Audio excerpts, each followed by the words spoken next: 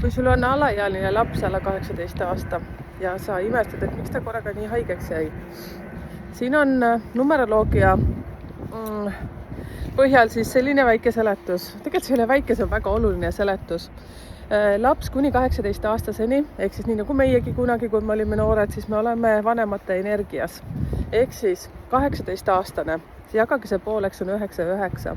9 esimest aastat on laps ema energias, ehk siis ema suguvõsa naisliini energias. Ja sealt järgmine 9 aastat on laps siis isa suguvõsa ja meesliini energias. Ehk siis kui pojad on teil, siis nad on väga oluline, et nad saaksid seda isa energiat, isa kasvatust. Olgem ausad, väga paljud seda ei saa. Ja isa ka ema hoolitsust.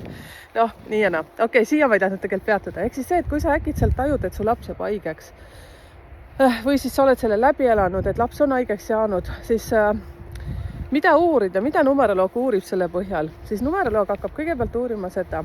Ma vaatan lapse kaarti ja siis ma vaatan ema sünnikaarti, siis ma vaatan isa sünnikaarti, sellepärast, et kui laps on kuni 9-aastane, siis ma vaatan, millises energias ema liigub ja millises energias laps liigub. Ja ma näen väga hästi aru, kus kohas see miinus on. Ja ma lähen vaatan ema sünnikaardis ja ma näen, kas emal on isiksusega probleemid või tal on vaimsusega probleemid või tal on rahas probleemid. Siis isaga täpselt samamoodi. See töö on mahukas, aga see on väga põnev. Aga ma ütlen teile, tead, sellised hästi väiksed killukesed kohe, mis aitavad ilma, et sünnikaart üldse vaadata. Palun vaadake, kuidas teil on suhted oma ema ja isaga. Ja isegi kui need ei ole üldse enam teie elus, kas on kunagi lapse juures maha jäetud ja nii edasi, siis tehke need korda. Seepärast lapsed on need, kes võtavad endale selle probleemi energeetiliselt.